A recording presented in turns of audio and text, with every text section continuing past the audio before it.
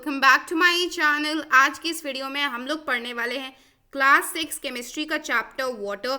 This is the first video of the revision series जिसकी मैंने आपसे बात करी थी as a gift for the new year. So here I am with the revision series, और इस जो रिवीजन सीरीज है इस चैप्टर में हम पढ़ने वाले, इस वीडियो में हम पढ़ने वाले हैं वाटर। और इस चैप्टर के बारे में हम पूरा डिटेल्ड एक्सप्लेनेशन फिर से देख रहे होंगे, साथ ही में इम्पॉर्टेंट क्वेश्चंस देख रहे होंगे, हम पढ़ रहे होंगे। इस वीडियो में एमसीक्यूज भी हैं इसमें जो मोस्ट इम्पॉर्टेंट वाले हैं, साथ में short and long question answers भी हैं इसी वीडियो में। So it is a complete video for this chapter. इस वीडियो की ड्यूरेशन में कोशिश करूँगी कि 1 घंटे से एक्सीड ना करें, ठीक है। विद इन 1 आवर हम सारी इंपॉर्टेंट चीज़ें, क्वेश्चंस, एमसीक्यूज और जितना भी थ्योरी पार्ट है वो हम कवर कर रहे होंगे, ठीक है। So without wasting in time let's get started. Introduction की बात करी जाए तो वाटर जो है, एयर, हवा जो है, उसकी तरह वाटर यानी पानी जो है वो भी most important commodities for survival of life on planet earth. Planet earth में जिंदा रहने के लिए कुछ चीज़ें बहुत इंपॉर्टेंट है। एक होता है फूड, वाटर, एयर, ठीक है। ये तीनों चीज़ें मोस्ट इंपॉर्टेंट है और इन तीनों में से एक होता है पानी, वाटर, ठीक है। ये तीनों चीज़ें जो अर्थ हमारा प्लैनेट है उस पर सर्वाइवल यानी उस पर जीवित रहने के लिए बहुत ज़रूरी है, इंपॉर्टेंट यानी बहुत आवश्यक है। ये वाटर जो है ये अर्थ का ऑलमोस्ट 3/4 कवर करता है। अर्थ का जो सरफेस है, जो ज़मीन है, उसका टोटल जो एरिया है उसका 3/4 जो है वाटर कवर करता है और वाइटल रोल प्ले करता है लिविंग ऑर्गेनिजम्स की फंक्शनिंग में। जो प्रोसेस होते हैं, डाइजेस्टिव सिस्टम हो गया तो डाइजेशन का प्रोसेस हो गया, एक्सक्रीशन हो गया, ठीक है। ये सारी जो डिफरेंट प्रोसेसेस होती हैं लिविंग ऑर्गेनिजम्स में, इसकी फंक्शनिंग में बहुत important vital role, crucial role play करता है वाटर, ठीक है। वाटर जो है फ्री और कंबाइंड स्टेट दोनों में अकर करता है। जो पानी हमें ओशंस, रिवर्स, वेल्स वगैरह से मिलता है इसे हम कहते हैं नेचुरल वाटर, क्योंकि ये नेचुरली जो वाटर बॉडीज हैं उससे डायरेक्टली हमें मिलता है। मूविंग फॉरवर्ड, ये एक इम्पॉर्टेंट चीज़ है क्योंकि यहाँ पे इम्पॉर्टेंट मैंने अलग से IMP स्टैंड्स फॉर इम्पॉर्टेंट अलग से लिखा है क्योंकि ये जो है ये रीजनिंग में आता है, ठीक है। और रीजनिंग क्वेश्चंस में बच्चे अटक जाते हैं केमिस्ट्री में। सो लेट्स सी, वाटर जो है वो एक एलिमेंट नहीं है। वाई? क्यों not an element but a compound? Why? क्योंकि वाटर जो है ना वो किससे बना हुआ है? एलिमेंट, 2 एलिमेंट जो कि हाइड्रोजन और ऑक्सीजन है, 2 एलिमेंट से बना हुआ है और एक फिक्स्ड रेशियो में कंबाइंड है। 2:1 का रेशियो है और इस वजह से इसका फॉर्मूला होता है H2O, ठीक है। क्योंकि 2:1 का रेशियो यानी 2 atoms of hydrogen and 1 atom of oxygen यहाँ पे प्रेजेंट है।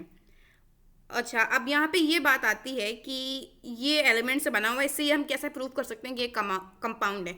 तो अगर आपको याद हो कि मैंने एलिमेंट्स कंपाउंड मिक्सचर्स वाला जो आपको चैप्टर पढ़ाया था, तब मैंने आपको बताया था कि जो कंपाउंड होने के लिए वो एक तो प्योर सब्सटेंस होना चाहिए। कंपाउंड जो है वो प्योर सब्सटेंस होता है, किससे बना होता है? 1 और मोर एलिमेंट्स, ठीक है। कैसे कंबाइंड होना चाहिए?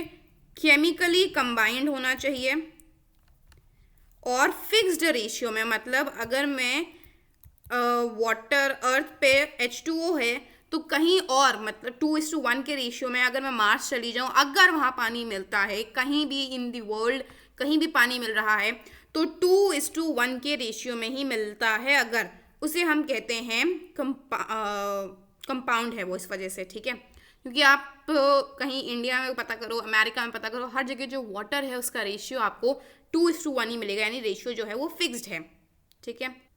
ये इस तरह से एटम्स में कंबाइन होता है। देखो 2 एटम है हमारे पास हाइड्रोजन के, 1 एटम है ऑक्सीजन का, ठीक है। यहाँ पे ब्लू वाला शो किया गया है H और रेड वाला शो किया गया ऑक्सीजन, तो H2O यहाँ पे फॉर्मूला बनता है। नेक्स्ट वी हैव अर्थ की सरफेस पे जो वाटर है उसकी कौन कौन सी रिसोर्सेज हैं? Snow, frost, rain water, river water, lake water and sea water. इसमें से कुछ जो हैं वो प्योर सोर्सेज ऑफ वाटर हैं और कुछ जो हैं वो इम्प्योर सोर्सेज हैं। अब resources of water on the earth की सरफेस पे जो पानी की रिसोर्सेज हैं उनमें जब आता है पहला snow and frost. Snow frost जो हैं ये natural forms of water present हैं, नेचुरल फॉर्म में पाए जाते हैं और ये सॉलिड स्टेट में पाए जाते हैं। Next we have the rain water. अब रेन वाटर जो है ना, ये purest form of natural water का सबसे प्योर फॉर्म है रेन वाटर, और ये लगभग हर इम्प्योरिटी से फ्री होता है, ऑलमोस्ट इसमें बहुत कम इम्प्योरिटीज पाई जाती हैं। जो रेन वाटर है ये क्या क्या डिजोल्व कर सकता है, ऑक्सीजन, नाइट्रोजन और कार्बन डाइऑक्साइड डिजोल्व कर सके ये वीक एसिड्स बना सकता है, ठीक है। ऑक्सीजन का फॉर्मूला होता है O2, nitrogen is N2, carbon dioxide is CO2। मैं थोड़ा सा वो चीज़ बताने जा रही हूँ जो आपकी बुक में नहीं लिखा गया, क्योंकि इससे पिछले चैप्टर्स का आपका रिवीजन होता जाएगा, ठीक है। वीक एसिड्स फॉर्म करता है रेन वाटर, किससे कंबाइन होके, oxygen, nitrogen and carbon dioxide gas, ठीक है। इंडस्ट्रियल रीजन्स में क्या होता है, nitrogen dioxide and sulphur dioxide जो कि इवॉल्व होती है, ठीक है, वो रेन वाटर में डिजोल्व होकर नाइट्रिक एसिड और सल्फ्यूरिक एसिड फॉर्म करके एसिड रेन भी कॉज करती है, ठीक है, कर सकती है और कुछ केसेस में करती भी है। मैंने आपसे यहाँ पे, आपको हो सकता है थोड़ा सा क्लियर ना हुआ हो अच्छे से, I will tell it to you again. यहाँ पे मैंने ये बताया इंडस्ट्रियल रीजन्स जो होती हैं उसमें नाइट्रोजन डाइऑक्साइड और सल्फर डाइऑक्साइड इवॉल्व होकर रेन वाटर में इवॉल्व होकर रेन वाटर में डिजोल्व जब होगा तो क्या बनेगा, नाइट्रिक एसिड और सल्फ्यूरिक एसिड बनाकर एसिड रेन भी कर सकता है। The next we have is river water. ये एक impure form of natural water है। क्यों? क्योंकि ये भी एक रीजनिंग क्वेश्चन है। क्योंकि मोस्ट ऑफ सरफेस का जो मोस्ट ऑफ द पानी है, सरफेस वाटर का जो मोस्टली पानी जिसमें सारी डर्ट एंड ऑल होती है, वो रिवर वाटर में एंटर कर जाता है और वो सारा ही फिर पल्यूट हो जाता है, खराब हो जाता है। रिवर वाटर में इम्प्योरिटीज कौन कौन सी पाई जाती है, sand particles, organic matter, bacteria, mineral salts which dissolve. Mineral salts कब डिजोल्व होते हैं, जब सॉइल इरोजन के बाद जो मिनरल सॉल्ट्स होते हैं वो डिजोल्व हो जाते हैं, और जो डिजोल्व गैसेस होते हैं वो भी पाई जाती हैं रिवर वाटर में। सारी इम्प्योरिटीज़ हैं जो रिवर वाटर में पाई जाती हैं, ठीक है। इनिशियली ये सरफेस वाटर में पाई जाती हैं, फिर सरफेस वाटर जब आता है तो किस में चला जाता है, रिवर वाटर में जाता है, और फिर हम कह देते हैं इवेंचुअली कि पूरे रिवर वाटर में सारी इम्प्योरिटीज़ हैं। Lake water another impure form है नेचुरल वाटर का, और ये भी इम्प्योरिटीज़ और बाकी सारे जो सॉल्यूबल सॉल्ट्स होते हैं वो कंटेन करता है। सी वाटर जो है ये सबसे इम्प्योर फॉर्म है। एक चीज़ याद रखना, सबसे प्योर फॉर्म कौन सा है, रेन वाटर, और सबसे ज़्यादा इम्प्योर कौन सा है, सबसे ज़्यादा इम्प्योर है सी water.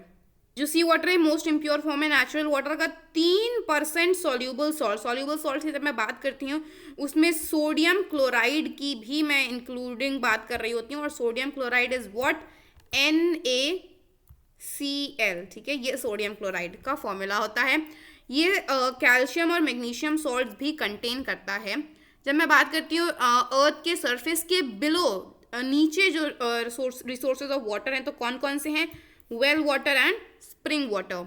Resources of water below the earth surface, well water जो है ना ये impervious Rocky layers of earth surface के ऊपर, यानी अर्थ का जो सरफेस है उसके ऊपर जो इम्परवियस रॉकी लेयर्स होती हैं उस पर पाया जाता है वेल वाटर, ठीक है, और ये सॉल्यूबल इम्प्योरिटीज कंटेन करता है। Next we have spring water. ये क्या क्या कंटेन करते हैं, देखो ये होता क्या पहले तो समझो। नेचुरल वाटर जो कि अर्थ की रॉकी लेयर्स के ऊपर एक्यूमुलेट यानी कलेक्ट हो जाता है, ठीक है, कलेक्ट होता है, और ये प्रेशर से फोर्सफुली बाहर आता है अर्थ की सरफेस से, और ये क्या कंटेन करते हैं, soluble salts and minerals. Basic uses of water की बात करूँ तो उसमें कुछ कुछ कैटेगरीज दी गई हैं। पहली कैटेगरी आती है लाइफ प्रोसेसेस की। लाइफ प्रोसेसेस वाटर जो है ये कौन कौन यूज़ करता है, प्लांट्स, एनिमल्स और ह्यूमंस यूज़ करते हैं various metabolic processes carry out करने के लिए। जब मेटाबॉलिक प्रोसेसेस की बात करती हूँ तो ह्यूमंस एंड प्लांट्स में मैं बात कर रही हूँ एक्सक्रीशन की, और बहुत सारी प्रोसेस होती है, मैं बेसिकली एक एग्जांपल दे रही हूँ, ठीक है। वेरियस मेटाबॉलिक प्रोसेसेस के लिए यूज़ करते हैं प्लांट्स, एनिमल्स और ह्यूमंस। साथ में एक example for animals and humans excretion में यूज़ करते हैं पानी को, और जो प्लांट्स होते हैं वो फोटोसिंथेसिस की उसमें यूज़ करते हैं। Photosynthesis is a topic of biology, इसलिए मैं यहाँ ज़्यादा मैं बता नहीं रही हूँ, बट इतना आपको पता ही है कि प्लांट्स जो हैं अपना खाना बनाने के लिए यूज़ करते हैं इसको in the presence of sunlight and water, ठीक है। अब मैं बात करूँ अगर सेकेंड कैटेगरी की तो वो है हाउस होल्ड की कैटेगरी, ठीक है। वाटर जो है हाउस होल्ड के में काफ़ी न्यूमरस एप्लीकेशंस फाइंड करता है, जैसे कि पौधों को पानी देना, कपड़े धोना, कुकिंग, खाना बनाने में, बाथिंग, नहाने और साफ सफाई में इसका बहुत ज़्यादा यूज़ होता है। Third category says fire fighting.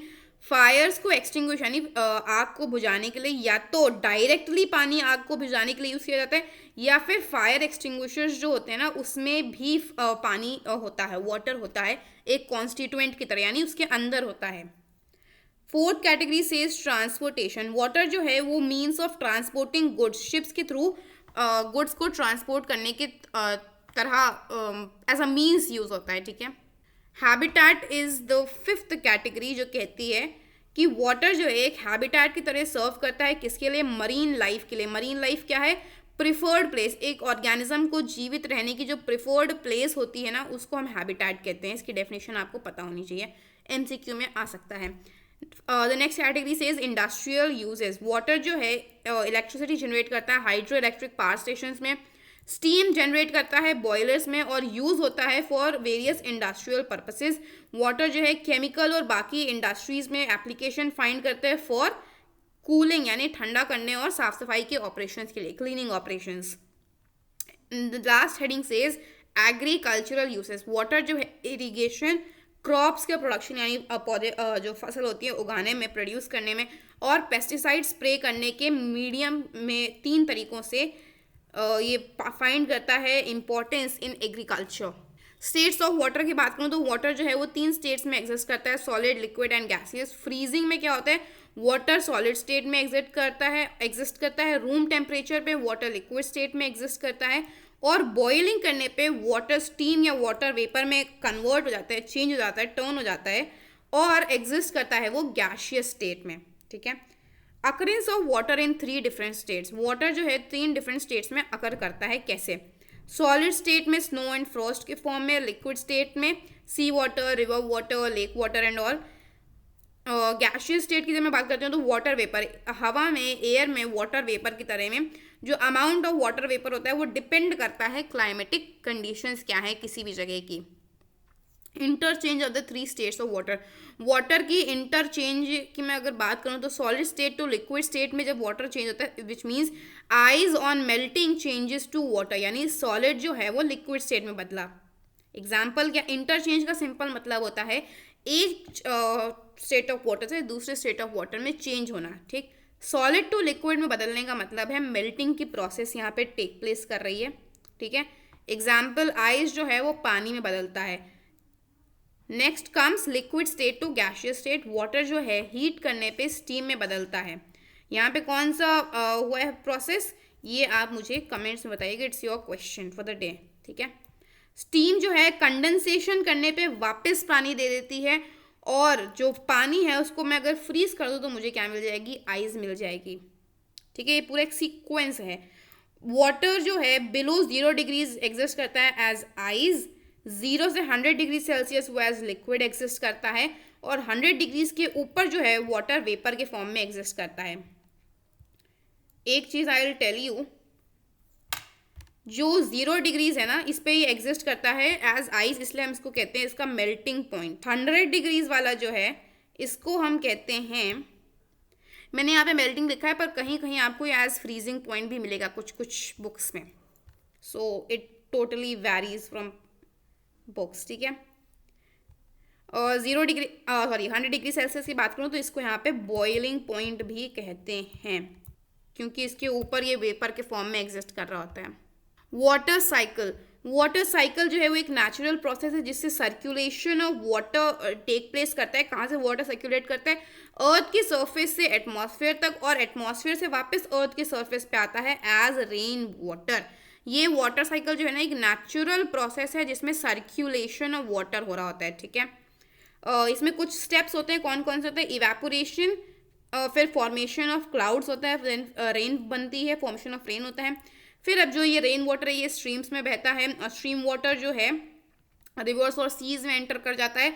River और सी वाटर जो है वो इवेपोरेट कर देता है और वापस से क्लाउड बनाता है और फिर रेन बनती है, और इस तरह से जो साइकिल है वाटर साइकिल ये कंटिन्यू होती है। Water mainly in the form of water vapour. कैसे ऐड करते हैं? देखो ये वाला जो मैंने प्रोसेस है इसकी आपका जो डिस्क्रिप्शन है बुक में वो मैंने आपको यहाँ पर नहीं बताया, क्योंकि मैं पिछली वाली जो मैंने जब चैप्टर को एक्सप्लेन किया तो मैंने बहुत डीप में एक्सप्लेन किया, तो आई डोंट थिंक कि मुझे दोबारा एक्सप्लेन करने की ज़रूरत है। आपको अगर कोई डाउट होता है तो आप मुझे इसी वीडियो के कमेंट सेक्शन में पूछ लो, और अगर आपको डिटेल एक्सप्लेनेशन चाहिए इसका तो आप जाके चेकआउट कर सकते हो मेरी फुल एक्सप्लेनेशन वीडियो, जो आपको मिल जाएगी डिस्क्रिप्शन बॉक्स में, ठीक है। इसी वीडियो के डिस्क्रिप्शन बॉक्स में मैं वो भी दे दूँगी एक्सप्लेनेशन वीडियो। इसमें मैं सिर्फ वो एक्सप्लेन कर रही हूँ जो इंपॉर्टेंट अलग से एग्जाम्स में आने के बहुत सारे चांसेस हैं। वाटर जो है, वाटर वेपर के फॉर्म में मेनली एटमॉस्फेयर में कैसे ऐड होता है? 3 प्रोसेस है, एक रेस्पिरेशन बाय लिविंग ऑर्गेनिजम्स, दूसरा फॉसिल फ्यूल्स को बर्न करने से, जलाने से, और ट्रांसपिरेशन बाय प्लांट्स। अब देखो, रेस्पिरेशन बाय लिविंग ऑर्गेनिजम्स की एक सिंपल सी यहाँ पे वर्ड इक्वेशन दी गई है आपकी बुक में, इसको ध्यान से याद कर लो, ये एग्जाम में आती है। ग्लूकोज जो है, देखो प्रोसेस जो वर्ड इक्वेशन है इससे आपको सब पता चल जाएगा। ग्लूकोज जो है, देखो respiration is mainly a process of oxidisation, ठीक है। तो ग्लूकोज प्लस ऑक्सीजन यानी ऑक्सीडेशन ऑफ ग्लूकोज हो रहा है यहाँ पे। ग्लूकोज कंबाइन करता है ऑक्सीजन से, और यहाँ पे प्रोड्यूस क्या होता है?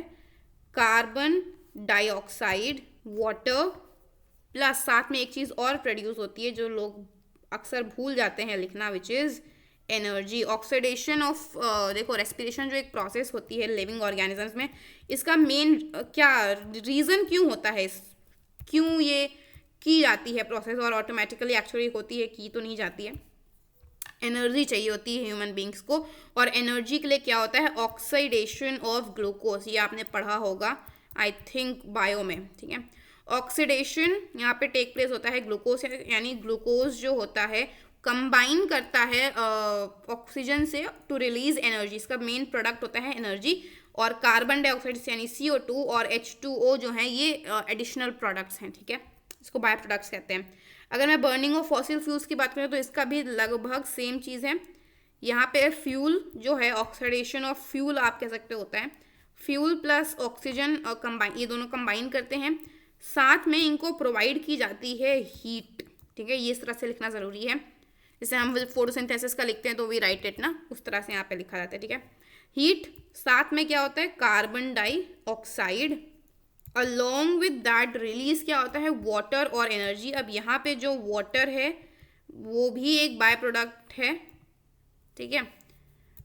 और एनर्जी जो है वो इन द फॉर्म ऑफ हीट और लाइट के फॉर्म में वो रिलीज होती है। मैंने आपको बता दिया है, आप हायर क्लासेस में पढ़ोगे, ठीक है।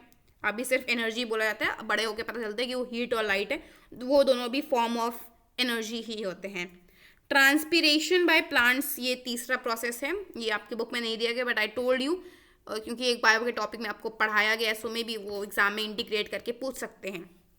इंपॉर्टेंस ऑफ वाटर साइकिल की अगर मैं बात करूँ, वाटर साइकिल जो है नेचर में जो वाटर है उसको बैलेंस करता है, और अर्थ पे जो वेदर कंडीशंस है उसको रेगुलेट करने में हेल्प करता है। वाटर जो है वो एक यूनिवर्सल सॉल्वेंट है। वाटर जो है मेनली, देखो यहाँ पे इस स्लाइड को मैंने खाली से छोड़ा क्योंकि मैं आपको खुद से समझाना चाह रही थी।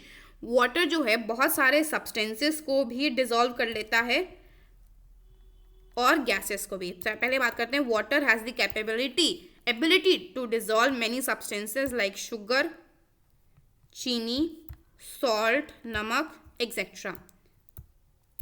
सही है। Next, water also has the capability और the ability to dissolve gases. कौन कौन सी गैसेस जो हैं वाटर में डिसॉल्व हो जाती हैं? Ammonia and hydrogen chloride. Ammonia का फॉर्मूला आई डोंट नो आपके कोर्स में है या नहीं, बट अगर कोर्स में है तो आप मुझे बताइएगा कमेंट सेक्शन में कि क्या फॉर्मूला होता है, otherwise you can leave it. Hydrogen chloride जो है उसका फॉर्मूला आपके कोर्स में है, विच आई डेफिनेटली रिमेंबर, तो मैं यहाँ पे लिख देती हूँ HCl। वैसे ammonia as far as I am able to recall क्या आप 7th में पढ़ोगे, ठीक है। देखो ये इंपॉर्टेंट चीज़ है। अगेन वाटर जो है ऑलमोस्ट एवरी कॉमन सब्सटेंस को डिसॉल्व कर लेता है, और इसलिए हम इसे यूनिवर्सल सॉल्वेंट कहते हैं। वाटर को यूनिवर्सल सॉल्वेंट क्यों कहते हैं, इस बात का ये रीज़न है, और ये अगेन रीजनिंग क्वेश्चंस में आता है। देखो यहाँ पे इमेज मैंने जो लगाई इसमें पढ़ो क्या है, solute plus solvent gives a solution. ये जो ये इक्वेशन है ये आपको पता होनी चाहिए, कॉमन सी चीज़ है, कुछ अलग इसमें ऐसा है नहीं, ठीक है। यहाँ पे देख लो क्या क्या डिसॉल्व हो जा रहा है पानी में। सोडियम क्लोराइड डिसॉल्व हो गया, sodium carbonate, sodium sulphate, sugar और copper sulphate.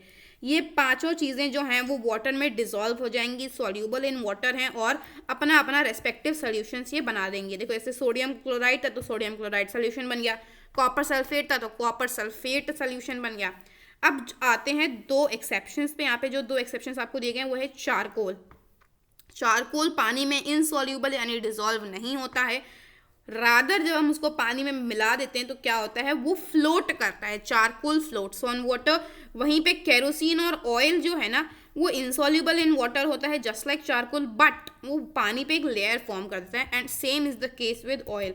Oil and kerosene दोनों ही जो है पानी में के ऊपर एक लेयर फॉर्म कर देते हैं और चारकोल वाटर पे फ्लोट करता है। ठीक है, अब सॉल्यूट सॉल्वेंट सॉल्यूशन की डेफिनेशन लेट्स स्टडी। ये वैसे बड़ी कॉमन चीज़ है।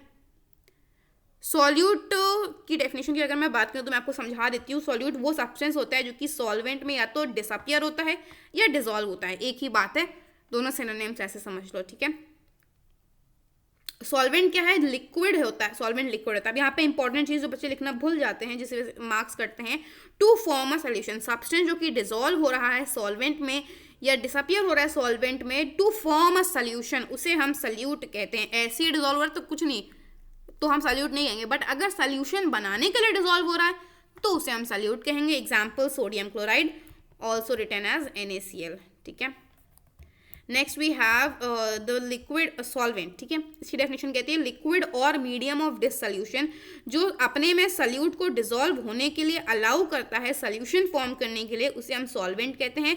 एग्जाम्पल इसका है वाटर। सल्यूशन क्या होता है, सल्यूशन एक होमोजीनियस मिक्सचर होता है। होमोजीनियस मिक्सचर होता है किसका, salute in a solvent, solvent के अंदर सल्यूट होता है और ये एक होमोजीनियस मिक्सचर होता है, यानी जो इसका कॉम्पोजिशन है through out the solution same रहता है। अगर मैं बात करूँ पोर्टेबल वाटर की, तो पोर्टेबल वाटर वो पानी होता है जो कि ह्यूमन कंजम्पशन के लिए फिट होता है और ड्रिंकिंग पर्पसेस के लिए भी सही होता है। इसकी कैरेक्टरिस्टिक्स की बात करूँ तो क्लियर होना चाहिए, साफ होना चाहिए, कलरलेस, कोई कलर नहीं होना चाहिए इसका, कोई भी हार्मफुल जर्म्स या बैक्टीरिया कंटेन नहीं करने चाहिए, और सॉल्ट जो कि जैसे जिनसे ह्यूमन लाइफ को नुकसान है, इंडेंजर है, खतरा है, जैसे कि नाइट्रेट्स और सियानाइड्स, ये सारे सॉल्ट से मतलब फ्री होना चाहिए, ऐसे प्रेजेंट नहीं होने चाहिए। अच्छा सा टेस्ट होना चाहिए। अब आप सोचो कि पानी में टेस्ट कैसे होता है, पानी में टेस्ट होता है due to small amounts of dissolved gases. पानी में कुछ छोटे छोटे अमाउंट्स में गैसेस और मिनरल्स जो होते हैं वो डिजॉल्व होते हैं, जो कि पानी को टेस्ट देते हैं। अभी हमने बात करी कि पोर्टेबल वाटर जो है वो क्या होता है। नाउ विल टॉक अबाउट कि कौन कौन से टाइप ऑफ वाटर होते हैं जिन्हें हम पोर्टेबल वाटर कंसिडर नहीं करते हैं। Number 1 is distilled water. ठीक है, अब जो ये डिस्टिल्ड वाटर है ये क्या होता है उसके बारे में हम अभी जानेंगे। Next type of water is sea water. ये दोनों टाइप ऑफ वाटर जो हैं इन्हें पोर्टेबल वाटर कंसिडर नहीं किया जाता है। डिस्टिल्ड वाटर वो फॉर्म ऑफ वाटर है जो कि कंप्लीटली फ्री होता है डिजॉल्व सॉल्ट से, क्योंकि इसको हम जब पास करते हैं through the process of distillation तो जितना भी इम्प्योरिटीज वगैरह हैं वो सारी रिमूव हो जाती हैं। ठीक है, और जब ये कंज्यूम करते हैं तो क्या होता है, जो एसेंशियल सॉल्ट्स होती हैं ह्यूमन बॉडी से वो ये डिजॉल्व कर लेता है और इसकी वजह से डिस्टिल्ड वाटर पीने से डेफिशिएंसी हो जाती है। देखो यहाँ पे मैंने आपको सिंपली सिर्फ इतना बताया कि डिस्टिल्ड वाटर होता क्या है। देखो जो डिस्टिल्ड वाटर है वो कंप्लीटली फ्री होता है डिजॉल्व्ड सॉल्ट से। ठीक है, और साथ में इसके अंदर इम्प्योरिटीज भी नहीं होती, एकदम प्योर फॉर्म ऑफ वाटर होता है। ठीक है, इसको जब कंज्यूम करोगे तो बॉडी से जो एसेंशियल सॉल्ट्स होते हैं ये अपने अंदर डिसॉल्व कर लेता है, जिसकी वजह से उन सॉल्ट्स की डेफिशिएंसी हो जाती है ह्यूमन बॉडी से। ठीक है, अब तो यहाँ पे बात ये है कि क्योंकि ये डेफिशिएंसी कॉज कर रहा है इस वजह से ये पोर्टेबल वाटर कंसिडर नहीं किया जाता है। पोर्टेबल वाटर जो है वो एब्सोल्युटली फिट होता है for drinking and other purposes. ठीक है, अब सी वाटर की बात करूँ तो ये एकदम सबसे ज़्यादा इम्प्योर फॉर्म ऑफ वाटर होता है और high percentage of dissolve salts, high percentage से यहाँ पे मतलब है 3%। ठीक है, 3% ऑफ डिजॉल्व सॉल्ट से भी ज़्यादा ये इसके अंदर होता है डिजॉल्व सॉल्ट्स। ठीक है, इंक्लूडिंग सोडियम क्लोराइड भी होता है इसमें, साथ में ये कैल्शियम और मैग्नीशियम के सॉल्ट्स भी कंटेन करता है और इस वजह से ये ड्रिंकिंग और एग्रीकल्चरल पर्पसेस के लिए अनसूटेबल होता है, क्योंकि इसमें बहुत ज़्यादा परसेंटेज में डिजॉल्व्ड सॉल्ट्स पाए जाते हैं और ये एक इम्प्योर फॉर्म ऑफ वाटर है। ठीक है, नाउ द नेक्स्ट इज कि पोर्टेबल वाटर की ज़रूरत क्या पड़ी। अर्थ का जो सरफेस है वो कवर्ड है वाटर से, उसके बावजूद अर्थ का 3/4 सरफेस ऑफ जो है वो कवर्ड है वाटर से, उसके बावजूद छोटा सा ही परसेंटेज है उस 3/4 में से जो कि सेफ है ड्रिंकिंग और हाउस होल्ड पर्पसेस के लिए। ठीक है, अब प्योरिफिकेशन ऑफ वाटर क्यों कैरी आउट करना चाहिए? Purification of water carry out करना चाहिए टू रिमूव डिजॉल्व्ड मिनरल्स जैसे कि कैल्शियम और मैग्नीशियम सॉल्ट्स। किन किन चीज़ों को रिमूव करना है? नंबर 1 डिजॉल्व्ड मिनरल्स जैसे कि calcium and magnesium salts. Number 2 dissolved gases जैसे कि carbon dioxide.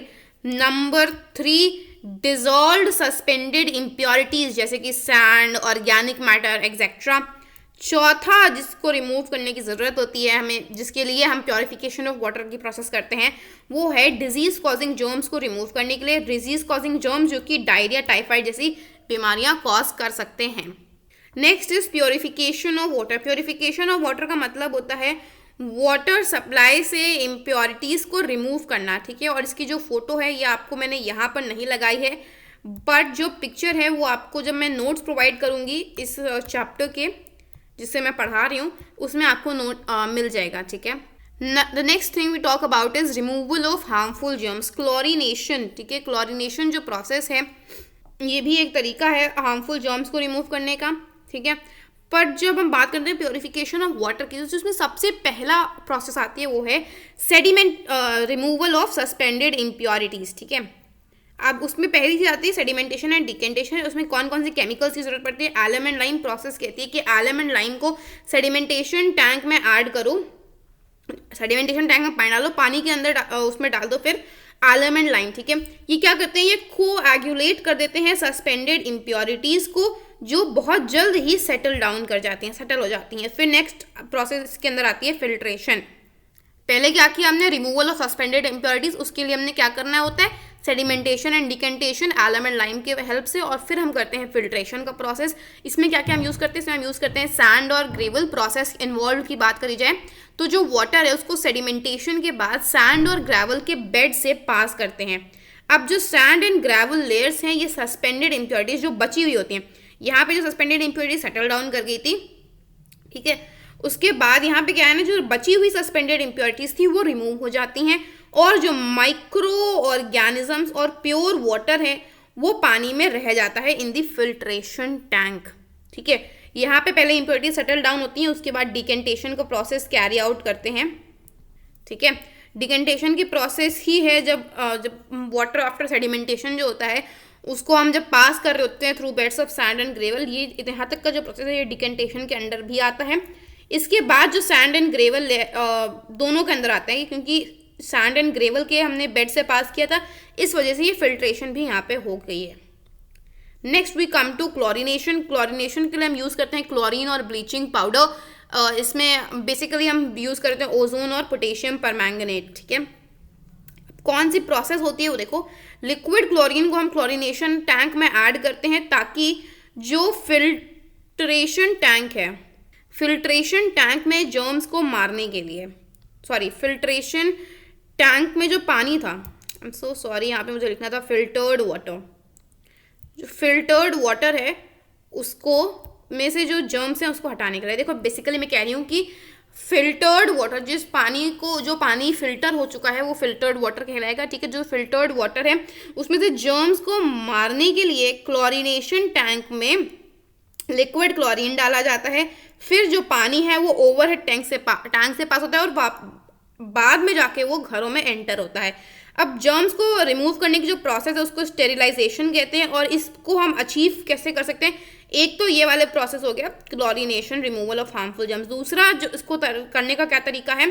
Exposure of water to air and sunlight. जो पानी है उसको हम एयर और सनलाइट से एक्सपोज कर दें, या फिर एरेशन के थ्रू भी कर सकते हैं जिसमें एयर अंडर प्रेशर जो है वो फिल्टर्ड वाटर के थ्रू पास की जाती है। रिमूवल ऑफ जर्म्स के लिए जो हम प्रोसेस कहते हैं उसको कहते हैं स्टेरिलाइजेशन।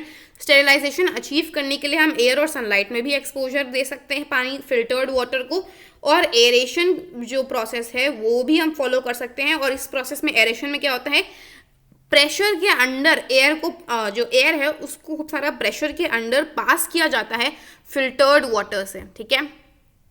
बॉयलिंग की मैं बात करूँ तो बॉयलिंग ऑफ वाटर और वाटर फिल्टर्स का जो यूज़ करने के जो ये दो तरीके हैं, ये हाउस होल्ड मेथड से प्योर ड्रिंकिंग वाटर पाने के लिए, ठीक है। डिस्टिलेशन की अगर मैं बात करूँ तो ये अभी हमने पिछला थोड़ा पढ़ा था। डिस्टिलेशन जो है ना, प्योर वाटर ऑब्टेन करने के लिए लैबोरेटरी में यूजिंग हम डिस्टिलेशन स्टिल का हम इस्तेमाल कर रहे होते हैं, यूज़ करते हैं। डिस्टिलेशन का प्रोसेस करने पे क्या होता है ना, जो इम्प्योर वाटर होता है वो स्टीम में चेंज होता है। क्या होता है, इम्प्योर वाटर स्टीम में चेंज होता है और ये कंडेंस करके प्योर वाटर देती है। Next we have pollution of water. Pollution of water is the contamination of water. Water को कंटामिनेट करना बाय वेरियस पॉल्यूटेंट, जिसमें आते हैं viruses, domestic sewage and industrial chemicals. कौन कौन से पॉल्यूटेंट्स है? Virus, domestic sewage and industrial chemicals. Now if I talk about the types of pollutants, तो पहले हम आते हैं केमिकल पॉल्यूटेंट्स पे। A large number of industrial chemicals, जिसमें आते हैं chemicals from paint, textile, dyestuff industry और बहुत सारी एसिड एंड सॉल्ट सॉल्यूशंस, ये पानी में एंटर होते हैं जब एज इंडस्ट्रियल वेस्ट इनको डिस्चार्ज किया जाता है। केमिकल पॉल्यूटेंट्स की जब मैं बात करूँ तो उसमें क्या क्या आता है? Metallic salt solutions of mercury and lead, जो कि मरीन और प्लांट लाइफ का हैवी डिवास्टेशन कॉज करते हैं। एग्रीकल्चरल वेस्ट की इफ आई टॉक अबाउट तो पॉइजनस पेस्टिसाइड्स, जिसमें आते हैं फंजीसाइड्स एंड इंसेक्टिसाइड्स, ये भी अंडरग्राउंड वाटर में एंटर कर सकते हैं through the soil. Thermal pollution की अगर मैं यहाँ पे बात करूँ अब, तो next we have about this only. कुछ industries specifically iron and steel industry और बहुत सारे जो न्यूमरस केमिकल प्लांट्स होते हैं वो बहुत ज़्यादा अमाउंट में वाटर का यूज़ करते हैं फॉर वेरीड फंक्शंस। जो डिस्चार्ज वेस्ट वाटर है वो टेक्निकल प्रोसेसेस से गो थ्रू होने के बाद क्या है, उसको रेंडर हॉट कर दिया जाता है। हॉट, उसको एकदम पूरा गर्म कर दिया जाता है और उसके बाद जब वो एंटर करता है नेचुरल वाटर के स्ट्रीम्स में, तो वो growth of harmful biological organisms को एनहांस कर देता है। जो वेस्ट वाटर है जब वो टेक्निकल प्रोसेसेस से पास ऑन हो जाता है तो वो एकदम गर्म होता है, ठीक है। और नहीं भी होता तो यूँ समझ लो कि गर्म कर देता है। वो जब एंटर करता है नेचुरल वाटर की स्ट्रीम्स में तो वो बहुत गर्म होता है, और जिससे क्या होता है ना, गर्म होने की वजह से वो हार्मफुल बायोलॉजिकल ऑर्गेनिजम्स की ग्रोथ को एनहांस कर देता है, यानी इंक्रीज कर देता है, बढ़ा देता है, जिसकी वजह से अल्टीमेटली एट द एंड क्या होता है, डेथ हो जाती है ऑर्गेनिजम्स की जो ऑलरेडी उस स्ट्रीम ऑफ नेचुरल वाटर में थे, ठीक है। Third one is disease causing pollutants. जो ह्यूमन और एनिमल एक्सक्रीटा है, जब ये रेन वाटर से वॉश होते हैं तो ये वाटर को कंटामिनेट कर देते हैं, जिसकी वजह से बैक्टीरिया और हार्मफुल माइक्रो ऑर्गेनिज्म जो कि पानी में प्रेजेंट होते हैं वो बढ़ जाते हैं। ये जो पॉल्यूटेड वाटर होता है इससे वाटर बोर्न डिजीजेस कॉज होती हैं। अब ये वाटर बोर्न डिजीजेस कौन सी होती हैं जिसके बारे में हम यहाँ पे बात कर रहे हैं? Typhoid, cholera, dysentery and gastroenteritis, ये 4 वाटर बोर्न डिजीजेज हैं जो कि पॉल्यूटेड वाटर कॉज करता है। Steps to avoid pollution of water. पहला स्टेप कहते हैं कि हार्मफुल वेस्ट जैसे कि ऑयल्स एंड केमिकल्स इनको पानी में एंटर मत होने दो, नहीं होना चाहिए। दूसरा, प्रॉपर टॉयलेट्स और सीवेज सिस्टम को यूज़ करना चाहिए टू प्रिवेंट ह्यूमन एक्सक्रीटा, क्योंकि उसमें डिजीज कॉजिंग ऑर्गेनिजम्स होते हैं जो कि पानी में एंटर कर सकते हैं, ठीक है। Washing of clothes and bathing should be avoided. Water sources के पास में कपड़े धोना और बेदिंग जो है, नहाना जो है, ये अवॉइड करना चाहिए। Planting of trees, water sources के बाद ट्रीज को प्लांट करने से भी पॉल्यूशन जो है वो मिनिमाइज होता है। अब जब हम वाटर सोर्सेज की बात कर रहे हैं तो उसमें हम रिवर बैंक्स की भी बात कर रहे हैं। अवेयरनेस कॉज करना भी, अवेयरनेस लोगों को और अवेयर करना भी बहुत इम्पोर्टेंट, यानी जनरेट करना, अवेयरनेस जनरेट करना बहुत ज़रूरी है। अब एक चीज़ और आती है वेरी इम्पॉर्टेंट, क्योंकि अलग से थर्मल पोल्यूशन की यहाँ पे बात हो रही है। थर्मल पोल्यूशन को मिनिमाइज करने के लिए वाटर को जब हम वेस्ट में डिस्चार्ज कर रहे होते हैं तो उसको ठंडा कर देना चाहिए, क्योंकि वो पानी जो है ना वो हॉट होता है और उसको जब हम एंटर करते हैं तो हार्मफुल जो बायोलॉजिकल ऑर्गेनिज्म है तो उसकी ग्रोथ बढ़ती है। अगर हम उसको कूल करके भेजेंगे तो ऐसा सीन ही नहीं होगा, यानी ना ही वो जो हार्मफुल ऑर्गेनिजम्स हैं वो वहाँ पे इंक्रीज होंगे और ना ही जो ऑर्गेनिजम्स हैं उनकी डेथ होगी। लार्ज क्वांटिटी, अब हम बात कर रहे हैं about the conservation of water. In spite of large quantities, earth की सरफेस पे बहुत ज़्यादा लार्ज क्वांटिटी ऑफ वाटर है, उसके बावजूद बहुत छोटा सा स्मॉल परसेंटेज है जो कि पोर्टेबल वाटर है, यानी जो कि फिट है ह्यूमन कंजम्पशन और हाउस होल्ड के लिए। और इस वजह से जो नीड फॉर वाटर है वो एवर इंक्रीजिंग, यानी हमेशा से बढ़ती ही आ रही है, और वाटर को कंजर्व करना बहुत ज़रूरी है। अब अगर मैं बात करूँ कंजर्वेशन ऑफ वाटर की मीनिंग की, तो इसमें हम बेसिकली 3 पीज होते हैं, 3 पीज आप याद कर सकते हो। पहला है preventing wastage of water so that clean water can be obtained. पहला पी कहता है preventing, conservation of water is the means of preventing, पानी का जो वेस्टेज है उसको प्रिवेंट करने का मीन्स है, ताकि जो क्लीन वाटर उसको हम ऑब्टेन कर सकें। अब ऑब्टेन कर सकें, कैसे कर सकें, ये सेकंड पी बताता है, by preventing pollution of water. ठीक। थर्ड पी कहता है and by protecting the sources of water. 3 Ps मैंने यहाँ पे इसलिए कहे, प्रिवेंटिंग, जो पानी का वेस्टेज है वो रोकने का, वो प्रिवेंट करने के लिए, ताकि जो क्लीन वाटर है वो हम ऑब्टेन कर पाएँ। अब कैसे ऑब्टेन कर पाएँ, वाटर के जो पोल्यूशन है उसको रोक कर, प्रिवेंट करके, और जो वाटर की सोर्सेज हैं उनको प्रोटेक्ट करके। ठीक है। पोल्यूशन जो है ये डिजॉल्व ऑक्सीजन कंटेंट जो वाटर में होता है ना उसको रिड्यूस कर देता है, जिसकी वजह से मरीन प्लांट और एनिमल लाइफ बहुत ग्रेटली एडवर्सली अफेक्ट होते हैं। एडवर्सली मतलब नेगेटिवली अफेक्ट होते हैं और बहुत नुकसान होता है उनका।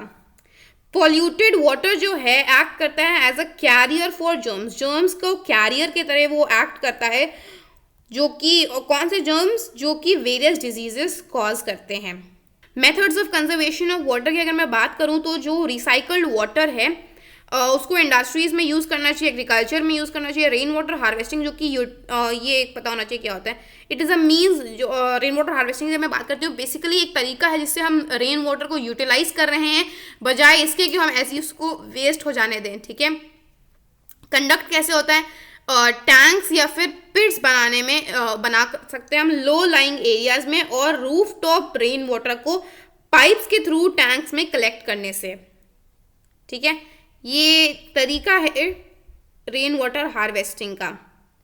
आई विल टेल इट अगेन, देखो कैसे कर सकते हैं। कंडक्ट कैसे करना है, बिल्ड करना है टैंक्स को और पिट्स को, लो लाइंग एरियाज में टैंक्स या पिट्स को बिल्ड करो, एक तरीका ये है। दूसरा, रूफ टॉप रेन वाटर को, रूफ टॉप से जो रेन वाटर है वो पाइप के थ्रू टैंक्स तक कलेक्ट करना। ठीक है। डैम्स को कंस्ट्रक्ट करना ताकि एडिक्वेट कलेक्शन ऑफ वाटर हो सके, यानी एडिक्वेट का मतलब होता है इनफ, यानी जितनी ज़रूरत है उतना वाटर का कलेक्शन हो सके।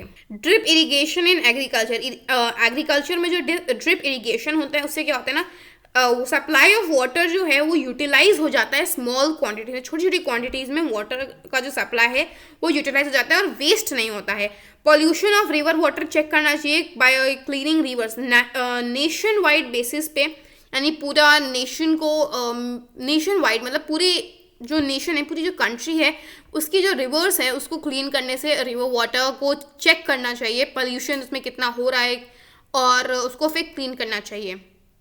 वेल्स को कवर्ड रखना और वॉशिंग और cleaning near a well prevent करना ज़रूरी होता है। वाटर सेविंग डिवाइसेस जैसे कि स्मॉलर सिस्टम्स इन होम्स और रनिंग टैप्स को बंद कर देना चाहिए। ठीक है। Water saving devices must be used in homes such as, कौन कौन से, क्लोजिंग द रनिंग टैप्स और स्मॉलर सिस्टम्स इन टॉयलेट्स को यूज़ करके। 2 तरीके यहाँ पे बताए गए। हाउस होल्ड पाइप्स में जितने भी लीकेजेस हैं वो चेक करने से, वाटर टैप को बंद कर देना, टर्न ऑफ, या बचपन से पढ़ रहे हो कि जब when you are brushing your teeth you should turn off the water tap. ठीक। थर्ड सेज वॉशिंग हैंड्स, जब हम हाथ धो रहे होते हैं while we are using the soap, उस वक्त पे वाटर टैप को बंद कर देना। लेस इलेक्ट्रिसिटी को यूज़ करना, क्योंकि जो पावर प्लांट्स होते हैं वो भी सब्सटैंशियल अमाउंट, यानी एक अच्छी मात्रा में वाटर को यूज़ करते हैं power plants. Now we come to the questions वाला पार्ट। ठीक है। अब ये वाला जो है इस सेक्शन में हम बेसिकली सबसे पहले करने वाले हैं MCQs। Select the correct option from the choice A, B, C और D और इन ईच केस। ठीक है। 4 ऑप्शंस देंगे, उसमें से करेक्ट आपको सिलेक्ट करना है। If you know the answer तो आप खुद से जैसे मैं क्वेश्चन शो करूँगी आप तुरंत सोचिएगा दिमाग में करेक्ट आंसर क्या है, ठीक है, and then wait for me to tell you the correct answer, ठीक है। वाटर इज अ और एन, ठीक है, या तो वो एलिमेंट है, कंपाउंड है, मिक्सचर है या एटम है, क्या है ये आपको इसमें बताना है। वेरी वेरी सिंपल, मैंने इंपॉर्टेंट आपको बताया भी था, वाटर इज अ कंपाउंड, ये करेक्ट ऑप्शन है, ठीक है। Natural water which forcefully comes out under pressure from the earth surface, वो नेचुरल वाटर जो कि अर्थ की सरफेस से फोर्सफुली बाहर आता है प्रेशर से। Sea water, well water, spring water या रेन वाटर, करेक्ट आंसर क्या है ये आपसे पूछा गया है।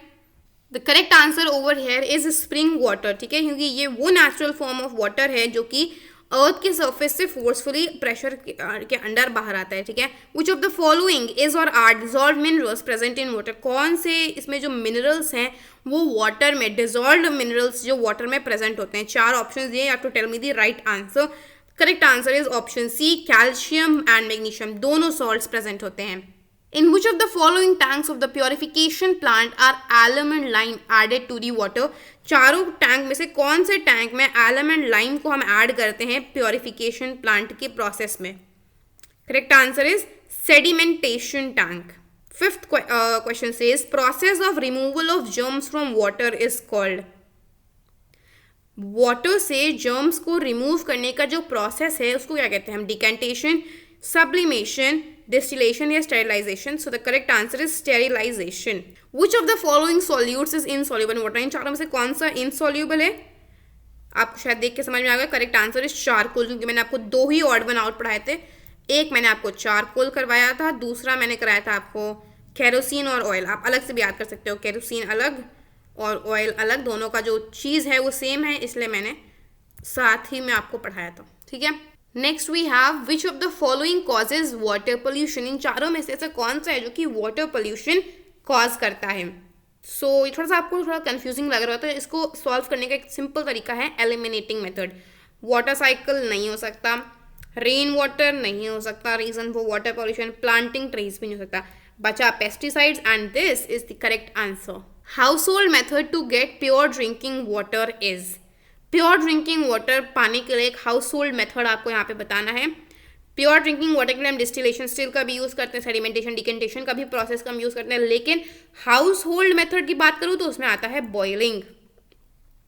Which of the following is not an example of states of water, states of water का कौन सा इन चारों में से एग्जाम्पल नहीं है?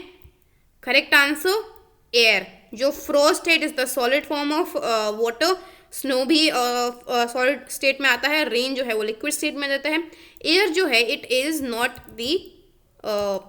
Not an example of states of water, ठीक है। Next we have fill in the blanks. Water exist as ice below 0 degree Celsius, 0 degree Celsius के नीचे जो वाटर है वो आइस के फॉर्म में एग्जिस्ट करता है। A dash is use to obtain pure water in the laboratory, किसका हम यूज करते हैं? डिस्टिलेशन स्टिल का हम यूज करते हैं, किस लिए? लेबोरेटरी में प्योर वाटर ऑब्टेन करने के लिए। सिर्फ डिस्टिलेशन लिखना गलत होगा, क्योंकि distillation is the name of the process, ठीक है। किससे करते हैं? Distillation still say. N example of water saving device, water saving device का एक एग्जाम्पल क्या है? Smaller cistern. आप या तो सिर्फ सिस्टर्न लिख दो, वरना if I right small cistern या स्मॉलर सिस्टर्न तो वो भी सही रहेगा, ठीक है। Next is give one word for the following. A homogeneous mixture of a solute in a solvent, इसका आपको यहाँ पे 1 वर्ड देना है। आई एम श्योर आप सबको तुरंत समझ में आ गया, इसका करेक्ट आंसर है सॉल्यूशन। ये सॉल्यूशन की डेफिनेशन आपको बताना है, इसका एक 1 वर्ड देना है। Process by which water in the form of water vapour is added to the atmosphere, मैंने आपको 3 प्रोसेसेस पढ़ाई थी। आप यहाँ पे देखो, एक मैंने आपको पढ़ाया था रेस्पिरेशन बाय लिविंग ऑर्गेनिजम्स, तो मैं यहाँ पे रेस्पिरेशन ही लिख रही हूँ। आप जब एग्जाम में लिखोगे तो पूरा लिखोगे, रेस्पिरेशन बाय लिविंग ऑर्गेनिजम्स, ठीक है। दूसरी प्रोसेस जो मैंने आपको पढ़ाई थी ट्रांसपिरेशन मैंने पढ़ाई थी। थर्ड वाला जो मैंने आपको प्रोसेस पढ़ाया था वो मैंने आपको पढ़ाया था about the burning of fossil fuels, ठीक है। तीनों में से कोई भी एक प्रोसेस लिख सकते हो। Third one is a gas which dissolves in water, एक ऐसी गैस जो कि वाटर में डिजॉल्व कर जाती है। 2 गैसेस के नाम मैंने आपको पढ़ाए थे, पहली थी अमोनिया और दूसरी थी हाइड्रोजन क्लोराइड। यहाँ पे एक ही पूछा गया, बट जस्ट सो दैट मैं आपको जब प्रोवाइड करूँ तो आपके पास पूरे आंसर्स हूँ, तो मैं यहाँ पे लिख दे रही हूँ हाइड्रोजन क्लोराइड भी। तो fourth one, the purest form of natural water. Natural water का सबसे प्योर फॉर्म कौन सा है? Rain water. ये मैंने आपको अलग से बोला था कि सबसे प्योर वाला यानी प्योरेस्ट और मोस्ट इम्प्योर आपको पता होना चाहिए। मोस्ट इम्प्योर सी वाटर होता है, ठीक है। Chemical use for the removal of harmful germs. एक ऐसा केमिकल जिसका हम यूज करते हैं for the removal of harmful germs. तो हमने क्या क्या पढ़ा था? क्लोरीन, ब्लीचिंग पाउडर, आप कुछ भी लिख सकते हो डिपेंडिंग ऑन, क्योंकि कभी कभी क्या होता है ना, जब फिल इन द ब्लैंक्स या वन वर्ड होते हैं तो आपके में अक्सर मैचिंग में आते हैं। यहाँ पर मैंने ऐसा कुछ भी ऑप्शन नहीं दिया है, तो आप यहाँ पे क्लोरीन भी लिख सकते हो। Along with that bleaching powder भी अगर आप लिखते हो तो वो गलत नहीं कहा जाएगा। प्रॉपर क्या है ये आप अपनी टीचर से पूछ सकते हो, otherwise both are correct. Waterborne disease caused due to polluted water. एक ऐसी वाटरबोर्न डिजीज जो कि पॉल्यूटेड वाटर के वजह से कॉज होती है, that is typhoid, cholera, dysentery और gastroenteritis are the other diseases. Now the next that we have is question answers, but before moving to them मैं आपसे थोड़ा सा आपको बताना चाहूँगी, ये आपके बुक में नहीं दिया है, बट आपकी एक एक्सरसाइज का एक क्वेश्चन है जिसमें इमिसिबल मिक्सचर्स वर्ड यूज हुआ है, so I thought of just telling you so that अगर आपके एग्जाम में आ जाता है तो आपको ये पता होगी। थोड़ी सी कॉमन सी चीज़ें देखो, एक टर्म होते हैं, दो टर्म होते हैं एक्चुअली, मिसिबल मिक्सचर्स और दूसरा टर्म कहता है immiscible mixtures. Miscible mixtures, mixture का मतलब है इसके अंदर जब दो, देखो सिंपली जब दो लिक्विड्स एक दूसरे में मिक्स हो जाते हैं, डिसॉल्व हो जाते हैं पूरी तरह से, तो हम क्या कहते हैं? तब हम उन्हें कहते हैं कि प्रॉपर्ली वो दोनों एक दूसरे में डिसॉल्व हो गए हैं। और जब ऐसा होता है तो उन्हें एक नाम दे दिया जाता है, मिसिबल मिक्सचर कहते हैं। वो जो दोनों मिक्सचर्स हैं वो एक मिसिबल मिक्सचर है, ठीक है। लेकिन जब डिसॉल्व नहीं होते, when two liquids don't mix with each other, तो हम दूसरा नाम देते हैं विच इज इमिसिबल मिक्सचर, यानी इसका एकदम ऑपोजिट होता है जब, ठीक है। इमिसिबल मिक्सचर के आपके एग्जाम्पल दिए गए हैं बुक में, इसलिए I have telling you this concept. Example के तौर पे आता है केरोसिन एंड वाटर, दोनों इनसॉल्यूबल है। Kerosene is insoluble in water, जब आप उसको मिक्स करोगे तो वो मिक्स नहीं होंगे, डिसॉल्व नहीं होंगे और एक प्रॉपर होमोजीनियस मिक्सचर वो नहीं बनाएंगे, ठीक है। नेक्स्ट एग्जाम्पल उसका हो जाएगा oil and water, and the third example is going to be charcoal and water, क्योंकि चारकोल भी जो है वो वाटर में डिसॉल्व नहीं होता है, rather it floats on water, ठीक है। Now we have question answers, ठीक है। अब देखो जो क्वेश्चन आंसर्स थोड़े से टिपिकल डिफिकल्ट वाले हैं वो मैं आपको बता दे रही हूँ, बट जो नॉर्मल से थोड़े से ईजी वाले हैं, ठीक है, वो मैं आपको बस समझा दूंगी, एग्जैक्टली मैं आपको नहीं करवा रही हूँ, ठीक है। देखो सारे इंपॉर्टेंट क्वेश्चन है तो ध्यान से देखना। Name processes A and B. जो प्रोसेसेस हैं ए यानी ये और बी यानी ये, इन दोनों प्रोसेसेस के आपको नाम बताने हैं। तो ए जो प्रोसेस है इट इज़ कंडेंसेशन। क्यों? क्योंकि जब वेपर्स वाटर में चेंज होती हैं तो उस प्रोसेस को हम कहते हैं कंडेंसेशन। और बी कहा गया है जब वाटर है वो आइस में कन्वर्ट हो रहा है तो इस प्रोसेस को हम कहते हैं फ्रीजिंग, ठीक है। कंडेंसेशन, देखो सेकेंड पार्ट कहते हैं what are the other names of A and B. जो प्रोसेस ए है उसका दूसरा नाम यानी कंडेंसेशन का दूसरा नाम लिक्विफैक्शन है और बी का दूसरा नाम सॉलिडिफिकेशन है। Now the question 2 that we have over here is वो question 1 पर। question number 2 says two uses of water in the agricultural field आपको बताने हैं। तो यहाँ पे मैंने लिख दिया the two uses of water in the agricultural field are in agriculture, irrigation, production of crops. So the question 2 that we have over here is वो कहते हैं कि write any two uses of water in the agricultural field. agricultural field में पानी के दो uses आपको बताने हैं। कौन कौन से होते हैं? इरिगेशन होता है, प्रोडक्शन ऑफ क्रॉप्स होता है, मीडियम फॉर स्प्रिंग पेस्टिसाइड्स। मैंने यहाँ पे तीनों मीडियम्स लिख दिए हैं पर आपको सिर्फ दो लिख के आने हैं क्योंकि एग्जाम में यहाँ पे मतलब क्वेश्चन में सिर्फ दो लिखे हैं, तो डिपेंड्स आपके क्वेश्चन में कितना पूछा गया है। यहाँ पे जस्ट फॉर योर इन्फॉर्मेशन मैंने यहाँ पे लिख दिया है। प्रॉपर आंसर कैसे लिखना होता है केमिस्ट्री का वो आप देख लो, ठीक है। यही चीज़ें आपको नोट्स में भी मिल रही हैं, so do not worry. Next is right any two methods for the conservation of water. मैंने आपको पढ़ाया है सिंपल। मैंने कोई भी 2 मेथड आप उठा के लिख दो, जैसे मैंने लिख दिया यहाँ पे चेकिंग ऑल। मैंने क्या लिखा सबसे पहले, the 2 methods for the conservation of water are, ठीक है, क्योंकि नंबर पूछा गया थोड़ा सा बड़ा में आपको डिस्क्राइब करना होगा, सिर्फ आप नहीं लिख सकते वेल्स शुड बी कवर्ड और check all leakages in household pipes. आपको थोड़ा सा डिटेल में बढ़ाकर थोड़ा सा लिखना होता है ताकि आपको मार्क्स डिडक्ट ना हो। तो इस तरह से मैंने यहाँ पे पॉइंट ए डाला है सबसे पहले, फिर मैंने लिखा है checking all leakages in household pipes, turning water tap while brushing teeth and while washing the hands. Second B point में मैंने लिखा है wells should be covered and washing and cleaning should be prevented near a well.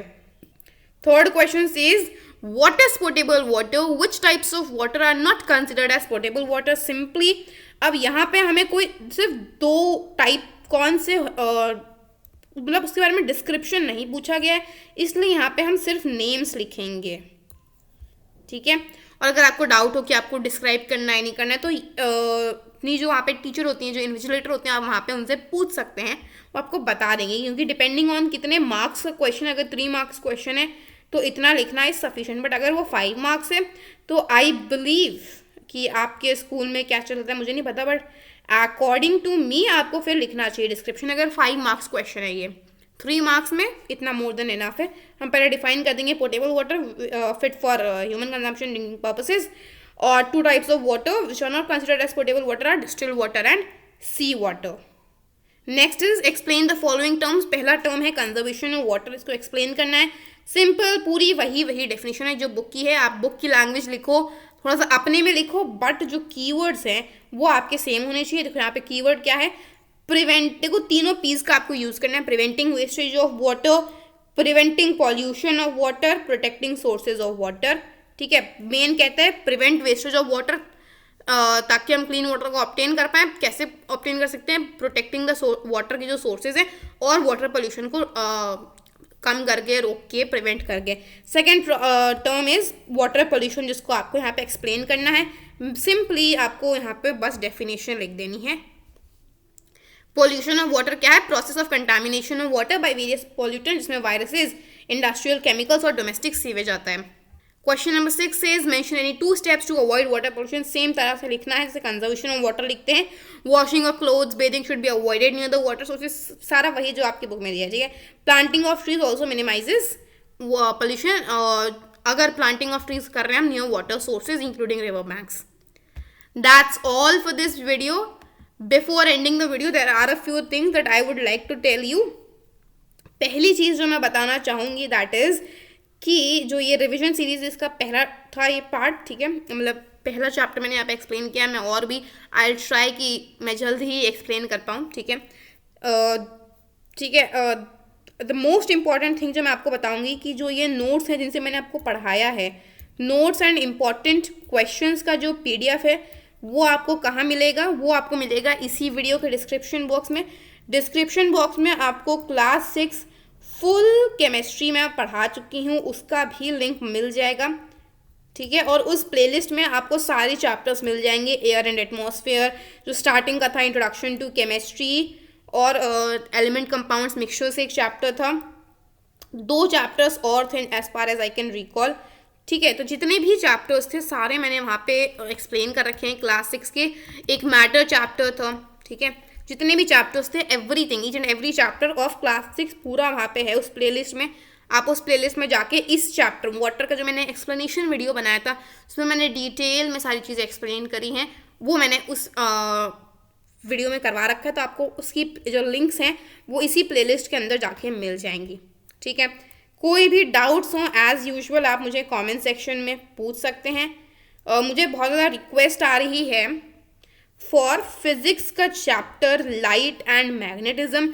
I am very much aware, मैं सारे comments पढ़ती हूँ, this is I am not able to reply to the comment, but I am aware कि मुझे light और magnetism के बहुत ज़्यादा रिक्वेस्ट आ रहे हैं। एंड डोंट वरी, बहुत जल्द इन 2 चैप्टर्स की जो वीडियो है वो भी मेरे चैनल पे आ जाएगी, ठीक है।